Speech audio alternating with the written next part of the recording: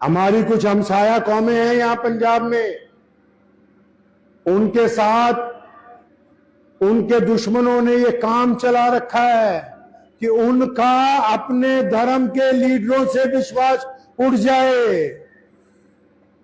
और ये रिवाज पैदा हो रहा है कि वो अक्सर अपने मजहबी रहनुमाओं के ऊपर टिप्पणी कर रहे हैं।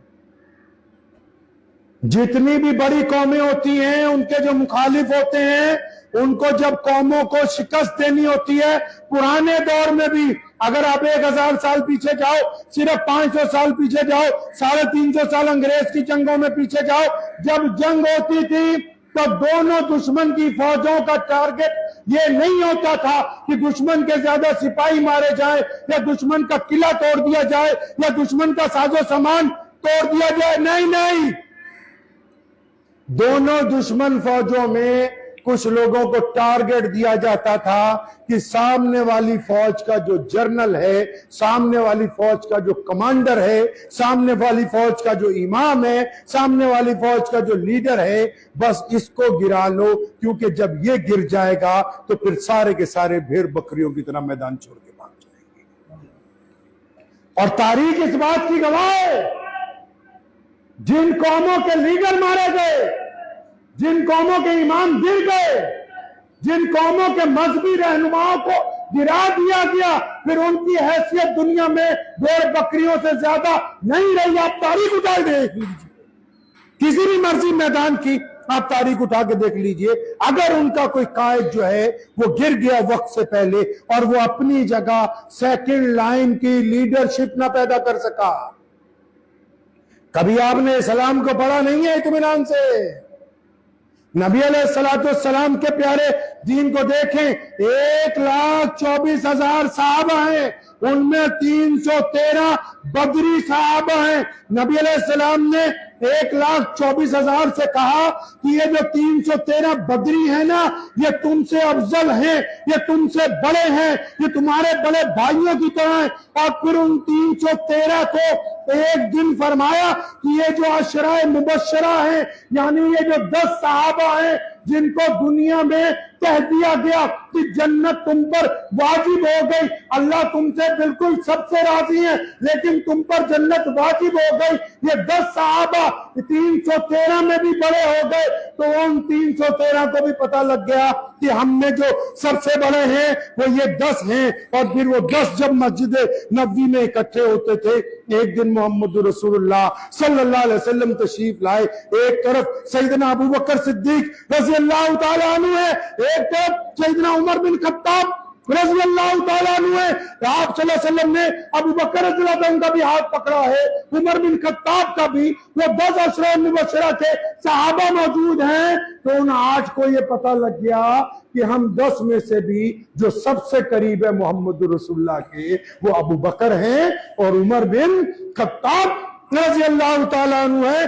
और फिर नबी अलैहिस्सलाम ने दुनिया से पर्दा करने से चंद दिन पहले जब बीमार थे, जब बुखार की शिद्दत थी, अपने हुजूर मुबारक से निकले, अपने मुसल्ले पर जब करीब पहुंचे तो उन दोनों में से भी अबू बकर सिद्दीक का बाजू पकड़ा, फरमाया चल मेरे सामने नमाज पढ़ा, क्योंकि खत्ताब के पुत्र को भी पता लग जाए कि अबू बकर जो है वो मुझसे भी आगे हैं। अब जब नबी अलैहिस्सलाम दुनिया से तशरीफ ले गए तो पूरी उम्मत को पता था कि नबी अलैहिस्सलाम के बाद जो खिलाफत है, नबी अलैहिस्सलाम के पास हमारा जो कमांडर चीफ है, जिसने उम्मत को संभालना है, वो सैयदना अबू बकर सिद्दीक रज़ी अल्लाह ताला अन्हु है।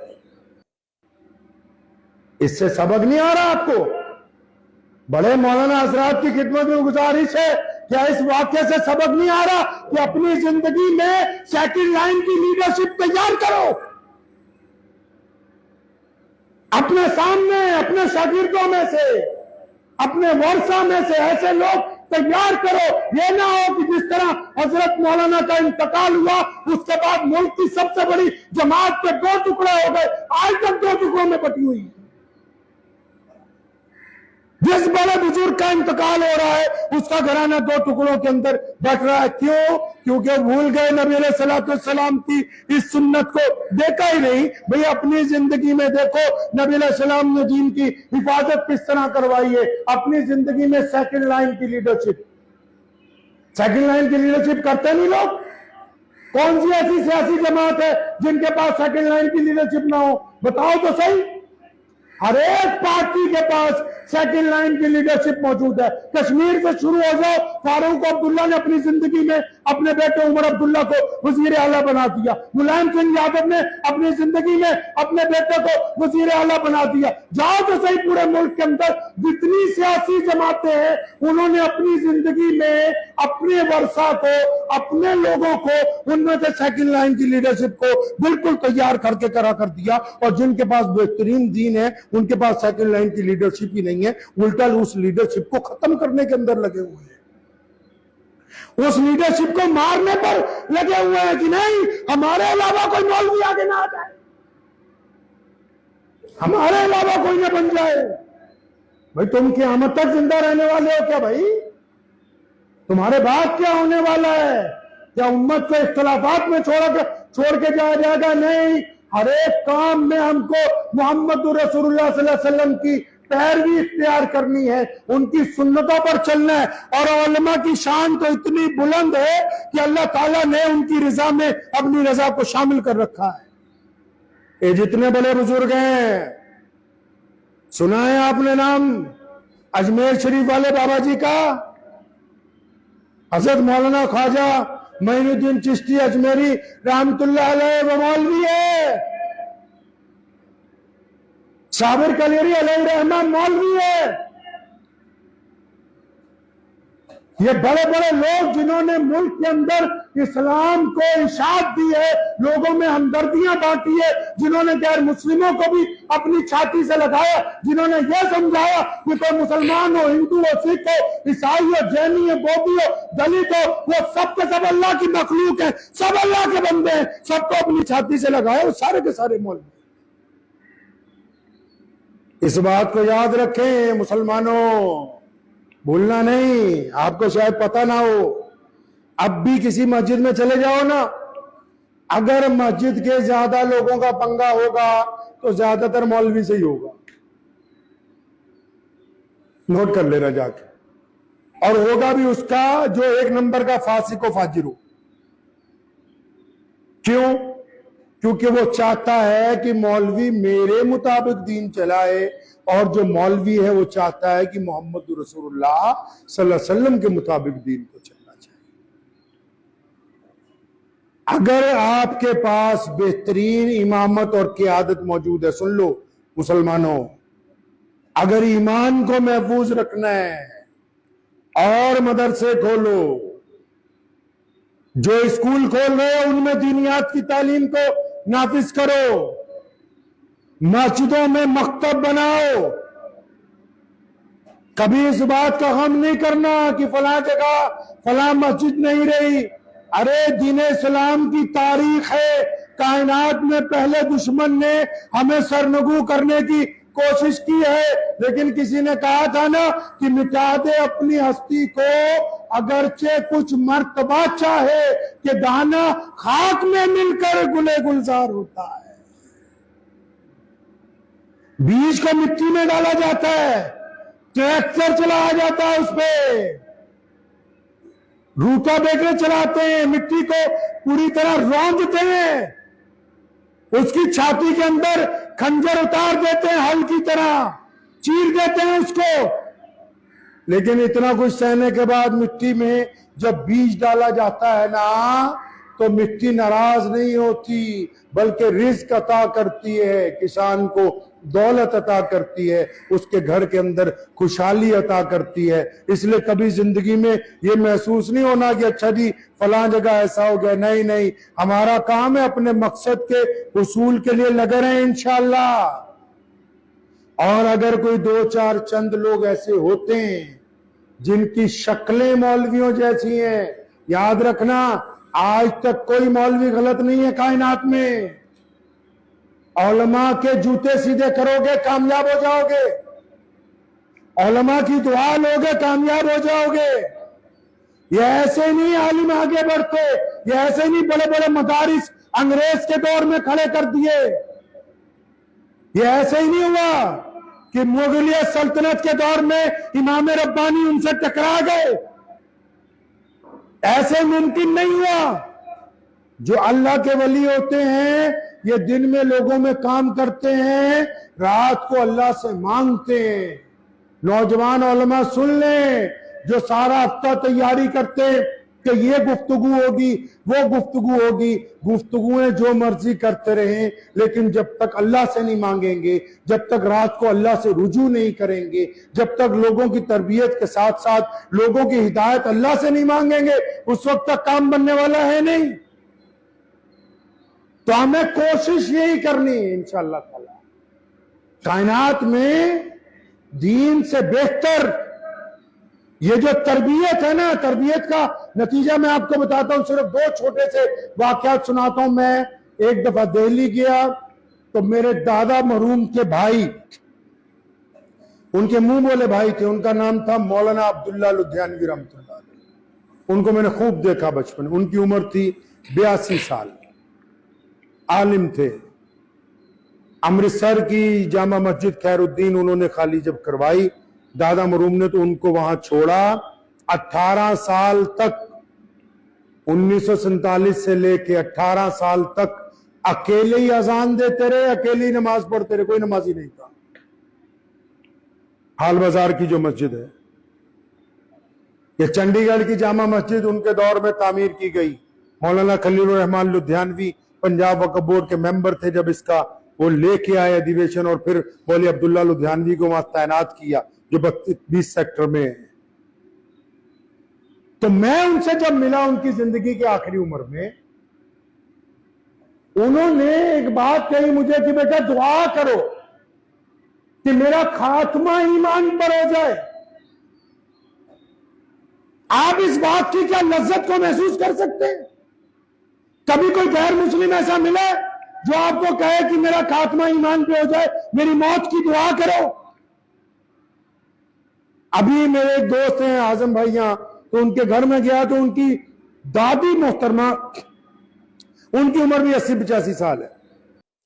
तो दादी अम्मा से मिला तो उन्होंने मुझे कहा बेटा दुआ करना अल्लाह ईमान के ऊपर खात्मा अता फरमाए। अरे इस बात की लज्जत को महसूस करो, वो लोग महसूस कर सकते हैं जिनके दिल में ईमान है,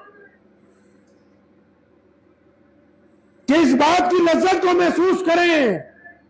यहां हमारा एक भाई है, वो कागज चिंता है सड़कों पे, तो वालिद मोहतरम शेर इस्लाम मौलाना अब्दुल लुधियानवी रहमतुल्लाह अलैह रोजाना जब यहाँ तशरीफ रखते थे और शाम की चाय अब्बू जान के साथ अक्सर पीता था, तो उसने पता क्या कहना, मौलाना जब आप मर जाओगे तो मैं आपके लिए दुआ किया करूंगा। ये आज से 10 साल पुरानी बात मैं बता रहा हूं। कोई दुनिया में कोई और मजहब का बंदा है जिसको जाके कोई ये कहे कि अच्छा जी तू मर जाएगा तो मैं तेरे लिए दुआ करूंगा, वो 2-4 उसके रखेगा है, तू मेरे मरने की ख्वाहिश कर रहा है?